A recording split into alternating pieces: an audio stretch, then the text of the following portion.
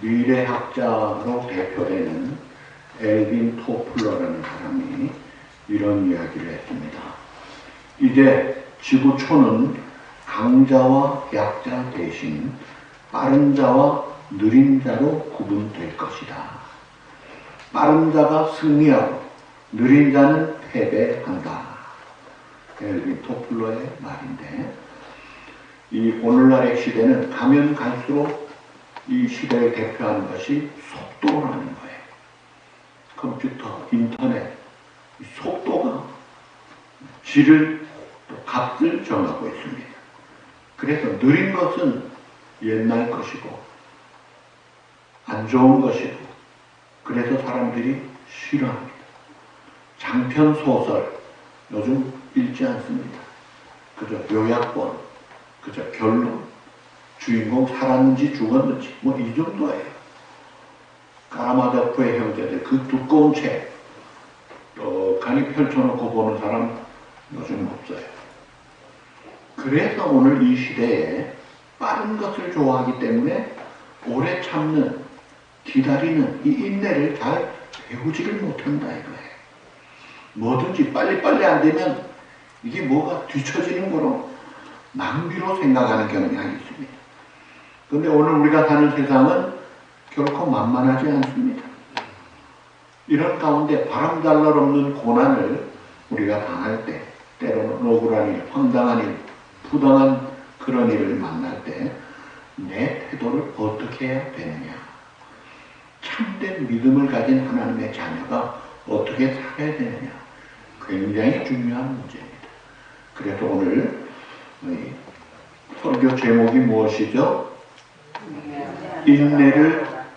인내하는 자가 복되다. 성경의 말씀.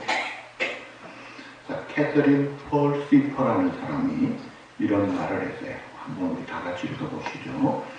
인내를 배운다는 것은 어려운 경험이지만 일단 배우고 나면 인생이 더 쉬워진다는 것을 발견할 것입니다. 유명한 말입니다. 이분 참 좋은 말을 많이 하는데 오늘 이 시대에 필요한 말이에요. 신학교에 가서 조직신학이라는 과목을 배울 때 서론에 확실한 유일한 필독서가 있어요. 그게 뭐냐면 성경의 영감과 권위라는 아주 귀한 책이에요. 그 저자가 벤자민 B. 워필드라는 분인데요.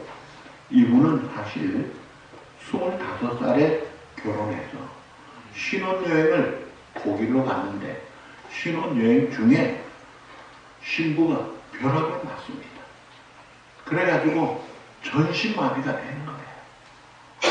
그런데 그 전신마비 신부를 데리고 39년 동안 죽을 때까지 깍듯이 잘 모시고 살았어요. 그 삶이 평생 고통이잖아요. 그런데 놀라운 영향력을 끼친 개혁신학자예요. 얼마나 훌륭한지 몰라요. 참 위대한 작품이 나오더라고요.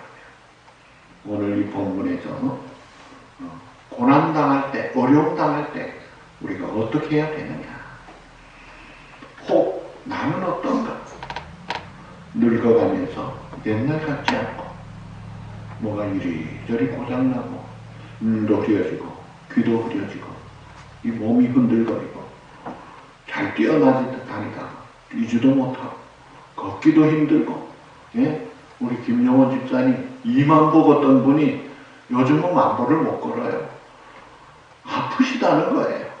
이게 세월이 가면서 약해지니까 우리가 이 세상을 살아내야 되는데, 그런데 내 마음까지 약해지면 얼마나 흔들리겠어요. 그래가지고 마음 약해지면 아이고 이 세상 빨리 떠나면 좋겠다 이런 생각만 하고 사면 되겠습니까? 그래서 이런 고난의 인생, 늙어가며 병들고 약해지는 그런 우리 형편들이 만만치 않잖아요. 주변 사람과의 관계가 쉽지 않습니다. 때로는 이기적인 이유, 속좁은 이유 때문에 소가리를 해요. 104세 된 김형석 교수님, 장수 비결, 1번이 뭔지 아세요? 장수 비결 1번. 이기적인 사람과 같이 하지 말라는 거예요. 아주 노골적으로 이야기를 해요. 근데 사람은 다 이기적이에요. 이 보통 숙제가 아닙니다. 그런 세상을 살아내야 된다 이거예요. 그래서 이런 이 세상을 사는 우리들에게 하나님께서 5가지 명령을 주셨습니다. 그 명령. 인생의 어려움 속에서 우리가 어떻게 해야 되느냐? 첫째, 다 같이 참아야 한다. 7절 말씀 다 같이 보십니다. 그러므로 형제들아 주께서 강림하시기까지 길을 참아. 참된 믿음을 가진 하나님의 백성들은 어떤 어려움이나 고난을 당해도 쉽게 포기하지 말라니까. 어렵다고 해서 화내고 난리치지 말라는 거예요. 참으라. 그것도 길이 참으라. 우리 본성은요, 어려운 것보다 쉬운 걸 택합니다. 본성은 참기를 원치 않아요. 그냥 한번 해대, 그냥 받은 대로 갚아주고 싶어요. 그게 본성이에요. 그런데 하나님의 자녀는 참으라는 거예요. 기다리라는 거예요. 언제까지요? 주님이 오시기까지. 주께서 강림하시기까지 참으라. 이 말은 다르게 해석하면요, 주님 강림하실 때까지는 참지 못할 일들이 항상 있다는 거예요. 계속되는 어려움 속에서도 꿋꿋하게 우리가 참으라는 거예요. 그리고 이 과정을 통해서 주님이 우리를 온전하게 빚어가십니다. 하나님의 뜻을 이루시더라. 욥이 자기 죄가 아닌 이해 못할 환난을 통해서 엄청나게 좋은 작품으로 더 만들어지잖아요. 하나님의 방식으로 하나님의 때에 해결하시도록 맡겨드리는 것입니다. 하나님을 생각하고 주의 강림하시기까지 참으라는 거예요. 때가 되면 열매를 주실 것이다. 그러면서 농부가 비를 기다림같이 열매를 기다림같이 참고 땀 흘려 농사를 지어야 열매를 만질 수 있는 거예요. 오늘 우리도 마찬가지. 농부가 기다리고 기다리면서 추수 때 것을 기다리고 비도 기다리고 그러면서 꾸준히 농사를 짓는 거예요. 오늘 비 안 온다고 에이 관도 그러면 열매가 없는 거예요. 끝까지 참고 기다리면 수확을 하는 것입니다. 때가 되면 하나님이 열매를 주시는 거예요. 애를 뵙습니다. 소중한 자녀를 낳으려면 10달 기다려야 돼요. 5달 됐는데 하나님 빼주세요. 못하겠습니다. 그럼 작품이 안 되는 거예요. 기다리면 사랑하는 여러분의 자녀가 그래도 나오는 거잖아요. 인내란 따라합시다. 인내는 하나님의 시간에 대한 믿음입니다. 인내란 하나님의 시간에 대한 믿음이에요. 이게 중요한 말이에요. 하나님의 시간에 대한 믿음이 있으면 참고 기다린다. 그리고 때가 되면 다 열매 맺게 하시고 갚아주시고 풀어주신다. 자, 인생의 어려움을 당할 때 어떻게 해야 되느냐? 첫째, 참아라. 그 다음에 2번째, 마음을 굳건하게 해야 합니다. 8절 말씀 다 같이 보시죠. 너희도 길이 참고 마음을 굳건하게 하라. 주의 강림하심이 가까우니라. 이 굳건하게 하다, 이 단어는 세우다, 고정시키다, 강하게 하다, 그런 뜻이 있어요. 우리 태도에 관한 그런 지적입니다. 자, 굳건하게 하라. 자, 그 무거운 고가도로, 그 땅 위에 3일 고가도로도 있었죠. 요즘 고속도로 고가도로들이 많잖아요. 그 고가도로에 그 위에 차들이 막 트레일러들이 다니는데 이거를 지탱하는 든든한 기둥이 있을 때 차들이 다녀도 괜찮은 거예요. 그러니까 고가도로를 받치고 있는 든든한 기둥처럼 우리의 마음이 흔들리고 약해지지 않도록 강하게 고정을 시키라는 거예요. 어떻게 고정이 되느냐? 주님을 신뢰할 때, 주님을 의지할 때 그렇게 됩니다.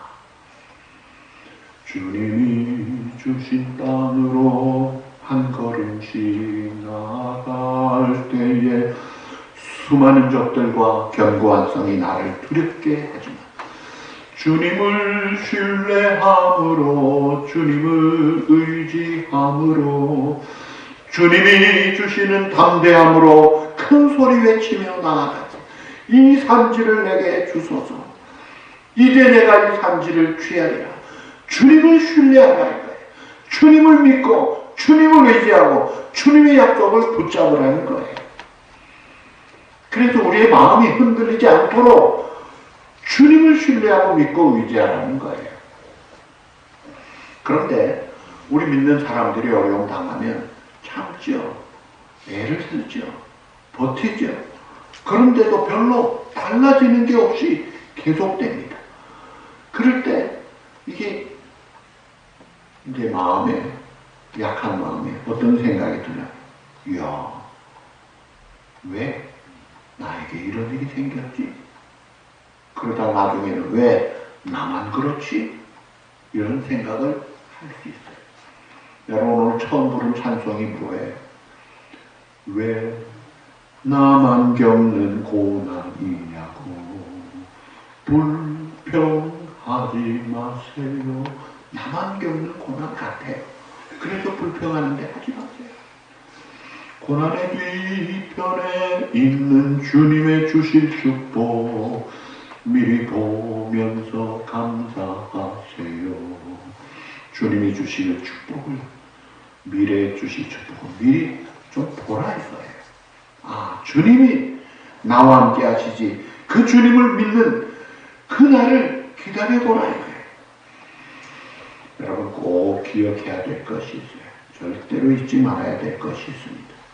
주님은 반드시 오시는데, 주님 앞에 우리가 설 텐데, 주님 앞에 서는 그날, 우리의 지난날의 모든 고난과 아픔과 외로움과 무거운 것들은 싹 다 없어질 것입니다. 완벽하게 제거될 것입니다. 지금 내가 마음이 무겁게 하는 것들, 이런 것들이 없어져요. 날씨가 이렇게 꾸리무리하고 비가 오면 삭신이 쑤신다. 관절염, 신경통이 도지고 몸이 무겁고 이런 것도 주님 만나면 없어집니다. 천국에는 관절염, 신경통이 없어요. 깨끗하게 우리가 어두운 것들을 사라지게 하는 그날, 그 주님의 재림이 언제든지 임박해 있다는 그 인식을 가지고 살아가는 거예요. 주님이 다시 오신다는 이 약속을 확실히 믿을 때 이게 이제 우리의 마음을 안정시켜 주시고 또 굳건하게 하는 거예요. 여러분 집을 지을 때, 이 콘크리트 공사하는 집을 지을 때 홈디포나 로스에서 이 세멘트 부대자루를 사왔어요. 그거를 오픈합니다. 그러면 그 콘크리트 시멘트 재료들이 가루가 있죠. 불면 어떻게 돼요? 세멘트를 후 불면 이건 모래보다 더 잘 날려요. 확 터져요. 그런데 물 부으면 어떻게 됩니까? 물이 부으면 콘크리트가 되는 거예요. 강해지는 거예요. 무슨 말이에요? 우리 마음은 후 불면 약해요. 흔들려요. 그런데 여기에 콘크리트 되게 하면 물이 부어지듯이 주님이 나와 함께 하신다. 그 주님의 약속, 세상 끝날까지 내가 너희와 함께 하겠다. 우리가 외우는 시편 121편, 언제나 우리를 지켜주신다. 너희 출입을 지금부터 영원까지 지켜주신다. 이런 그 주님과 그 약속을 믿는 순간에 세멘트 가루에 물을 확 부은 거예요. 그게. 그러면 마음이 굳건하게 될 것입니다. 그래서 우리가 주님이 주신 이 약속 믿고 참된 믿음을 가진 자가 굳건한 마음을 가지고 흔들림 없이 감당할 수 있어야 돼요. 그 다음에 세 번째 명령이 원망하지 말아야 한다는 것입니다. 우리 9절 다 같이 읽으시죠. 형제들아 서로 원망하지 말라. 그리하여 심판을 면하리라. 보라, 심판주가 문 밖에 서 계시느니라. 어려움 속에, 고난 속에 우리의 마음을 잡은 후에 우리가 할 일은 이제는 다른 사람을 향한 태도예요. 첫째가 참으라, 대명제. 그다음에 두 번째, 우리 자신의 마음을 굳건하게 하고, 그 다음에 인간관계, 다른 사람에 대해서 태도를 원망하지 말라는 거예요. 우리 본성은 어려운 일 당할 때, 무슨 문제가 생기면 쉽게 다른 사람에게 원망합니다. 책임전가.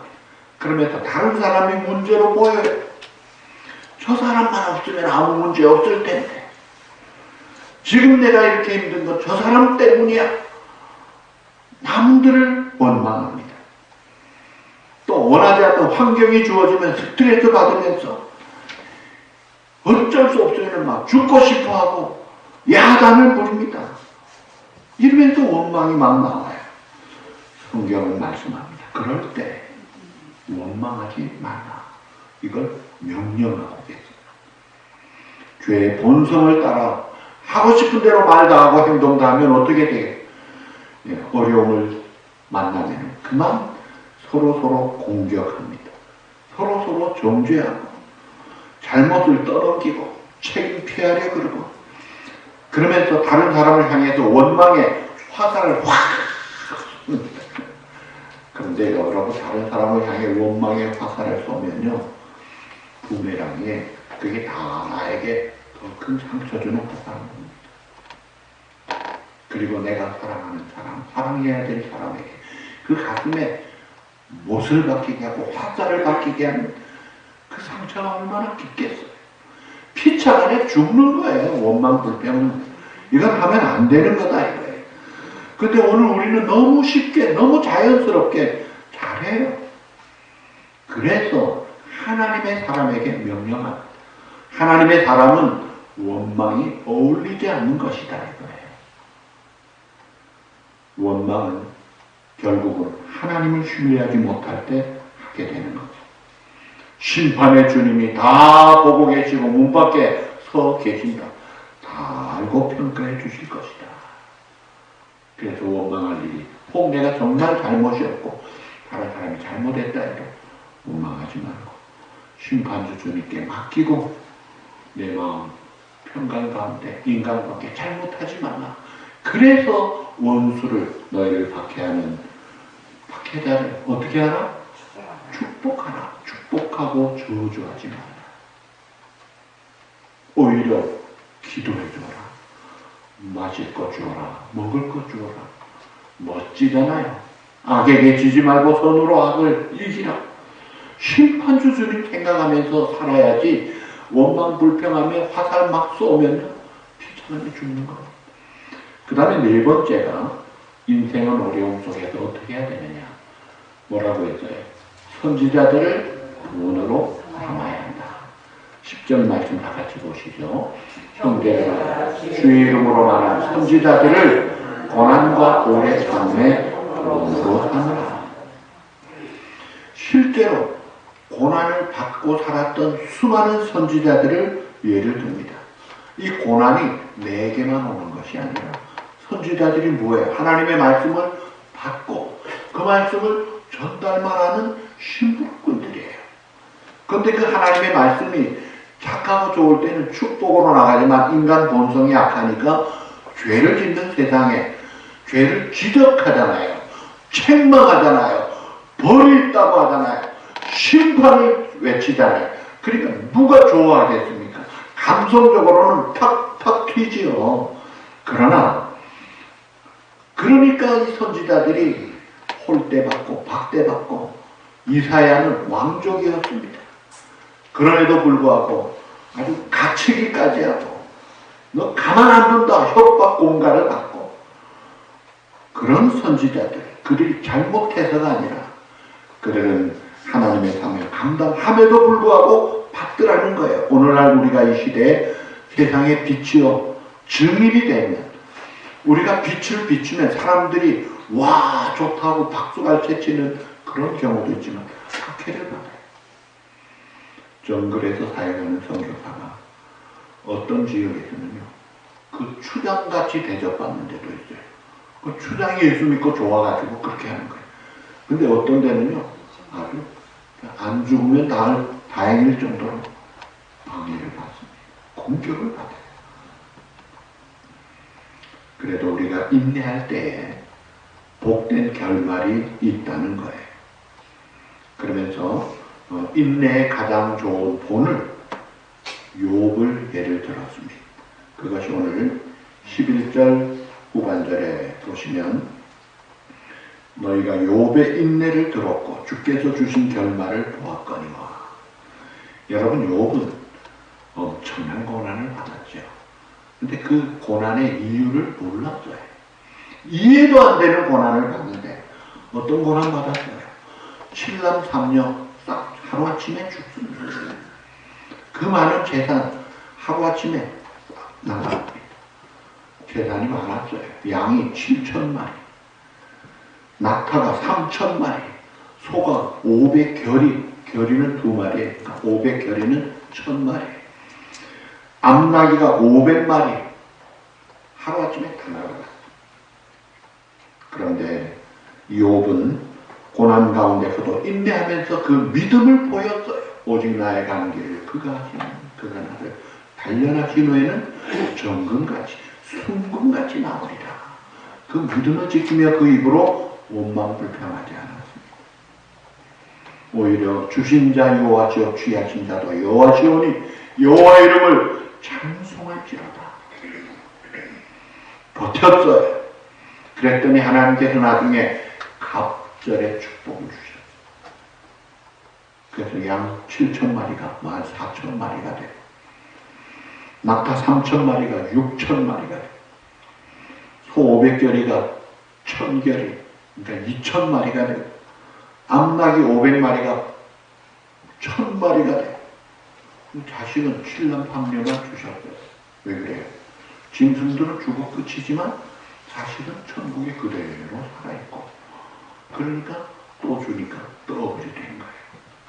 자, 눈에 보이는 그런 축복도 더블이지만 믿음도 더블이 된 거예요. 일치월장한. 그래서 욥은 고난을 당할 때 무척 어려웠지만 고난이 끝이 있더라 이거예요. 그 버티고 하나님 앞에 원망하지 않고 인내하면서 지켰더니 더블이 되면서 일치월장하잖아요. 결론, 욥은 손해본 게 전혀 없습니다. 복만 받은 거예요. 어떻게 했어요? 견뎠다 이거예요.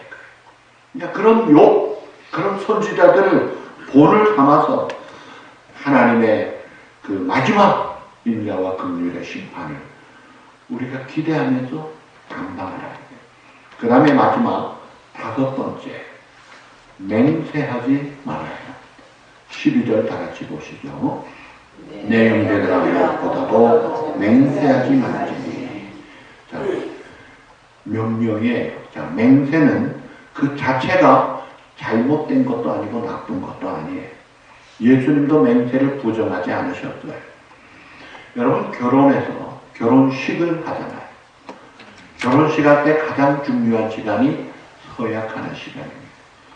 신랑 아무개 군은 신부 누구 양을 하면서 또 신부 아무개 양은 신부 아무개 군을 아내로 남편으로 좋을 때나 나쁠 때나 건강할 때나 병들어질 때나 요즘은 뚱뚱할 때나 홀쭉할 때나 변함없이 사랑하겠느냐?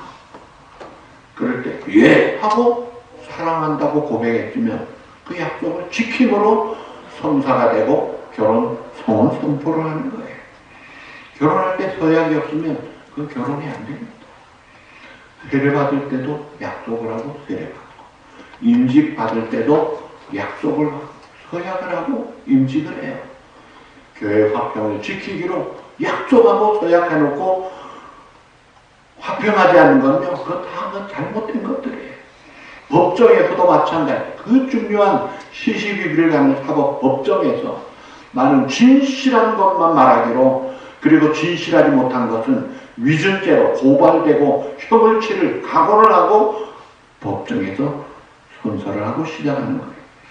근데 이 맹세를 하지 말라 이 말은 이게 무심코 남발하는 맹세를 하지 말라. 유대인들은 맹세를 너무나 쉽게 너무나 자주 했습니다.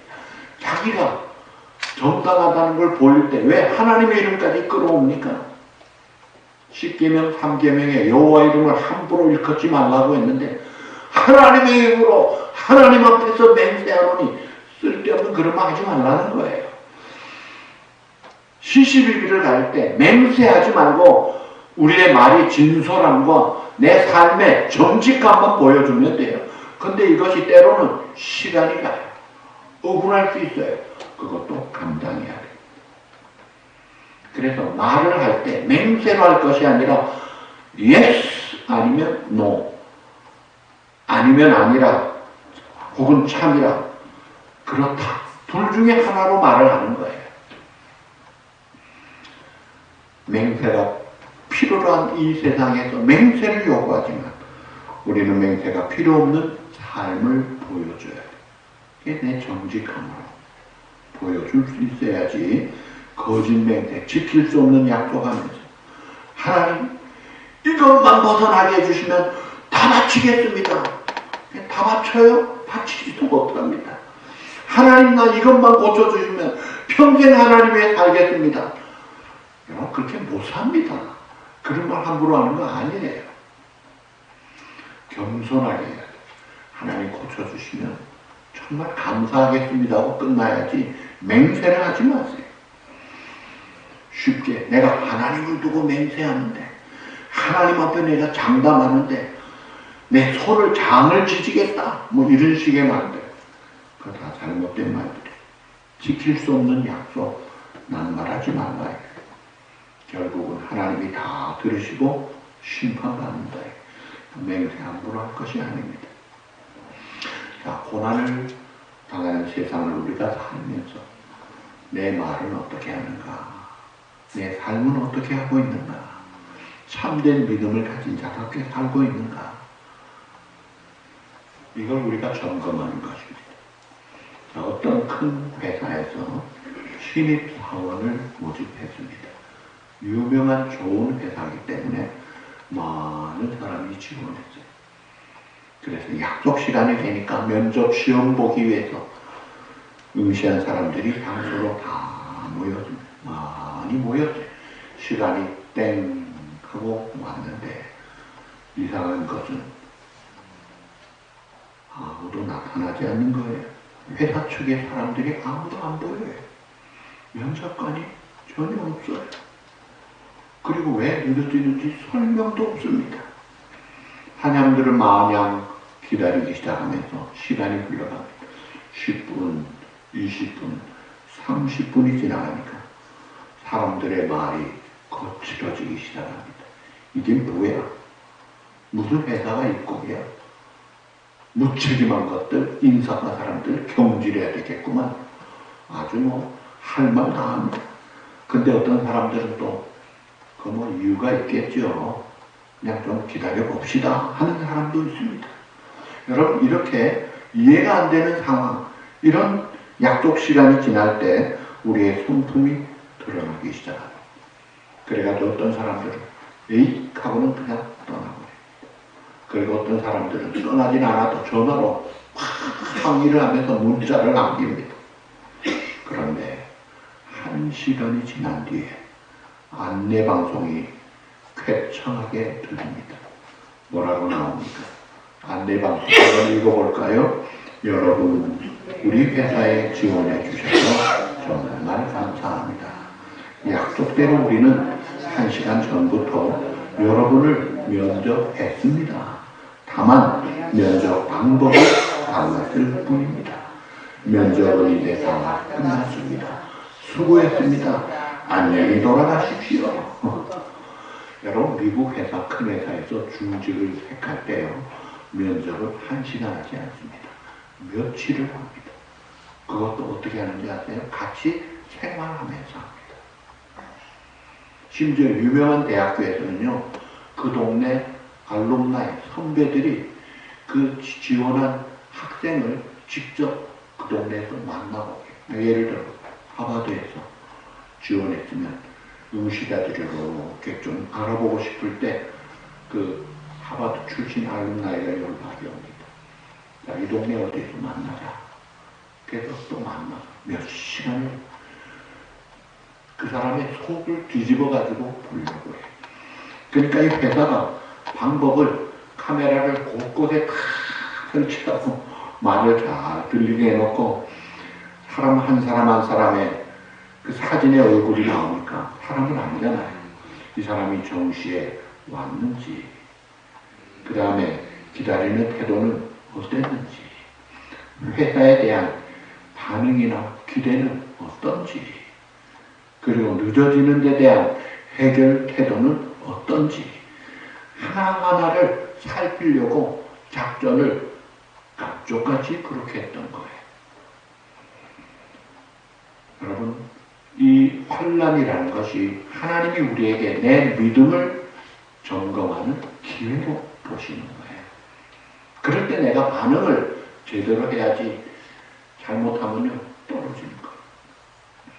여러분, 맨하탄에 훌륭한 이 리디머 처치가 있어요. 그 교회가 엄청난 좋은 영향을 많이 미치고 곳곳에 브랜치 교회들이 활발하게 중요한 일을 잘하고 있습니다. 그 설립자가 웨스트미신 학교에 교수하시다가 이제 도심지에 망가져가는 뉴욕을 살리려고 하나님 앞에 설 때 부끄럽지 않으려고 개척을 한 거예요. 그 팀 켈러 목사님, 그 티모시 켈러 목사님이신데 그분이 사실은 2002년도 22년 전에 갑상선 암을 앓고 평생 암 환자로 살았어요.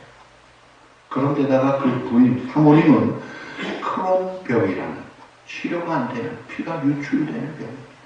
매년 큰 수술을 7번 하면서 살아요. 두 내외가 큰 중환자였어요. 그럼에도 불구하고 하나님이 살려주실 때까지 고통 속에서 꿋꿋하게 그 길을 갔던 거예요. 그가 이런 말을 했습니다. 팀 켈러 목사님의 이야기예요.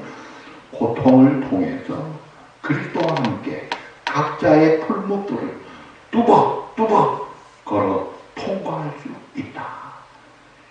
고통이라는 게 어렵지만 그리스도와 함께 뚜벅뚜벅 간다 이거예요. 자, 영국이 자랑하는 문학가가 누구죠?